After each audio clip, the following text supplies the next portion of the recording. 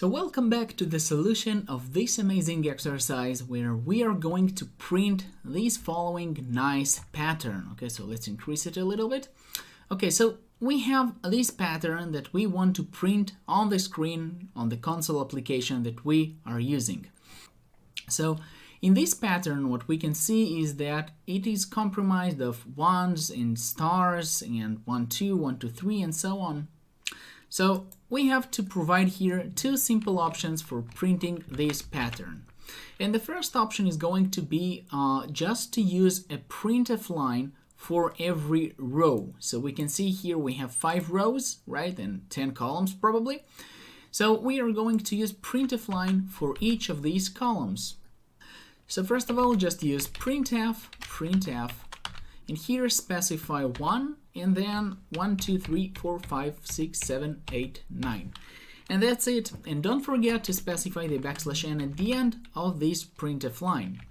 Then what we have to do is simply to use the same line and just specify 1, 2, 1, 2, 3, 4, 5, 6, 7, 8. And again, don't forget to use the \n and of course the semicolon at the end of this command to specify that we are over with this command and we are ready to move on for the next one. So that's how you do it, and basically what we are going to do now is simply to copy these printf lines one after the other. Okay, so let's just align it correctly, and there you go. We have 5 lines, right, because we have a structure of just 5 lines and 10 columns, and basically each of the columns is a little bit different. Each of the rows is sorry about that. Each of the rows is a little bit different from one another. So this row has 2, 3. This row has 3, 4, and 3, 2, 3, 4, 5. And basically, that's the whole structure that we have. That's the rectangle that we are requested to print. So first of all, let's build and run this program to make sure that it works exactly as we expected. So as you can see here, it's looking exactly as we wanted it to look. And basically there you go. One thing that you have also to remember here is that you're requested, first of all, to print some let's say some shape to the screen that is comprised of a lot of characters. So you need to understand how to approach and how to tackle these kinds of problems. It's actually kind of problems for beginners, right? But still, you need to understand how it works, how it looks, how to approach it. And one of the ways that we said that let's try to solve it is simply by, let's look at all of these patterns as just a bunch of rows and columns and treat each row in a different printf line that will print first row, second row, and so on. And basically nothing complicated so far. We've managed to complete it successfully.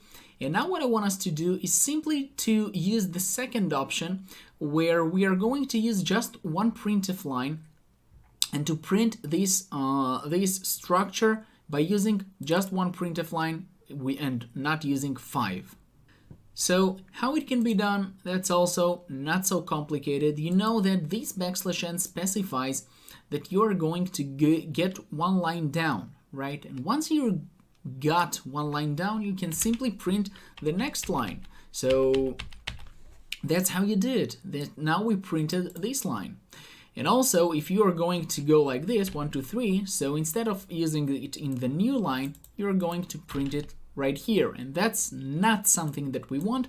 We want to use, of course, a \n to specify a new line. And afterwards, we are going to simply copy this line to here, and this line we are going to copy here. And finally, the 5th line we are going to copy here. And basically, that's how you do it. That's how you solve this exercise with just one printf line. So let's just make sure that I'm not fooling you around and that everything I said works exactly as I specified. So build and run it. And there you go. You can see your structure, your rectangle in the same format and in the same shape as you were requested to make it.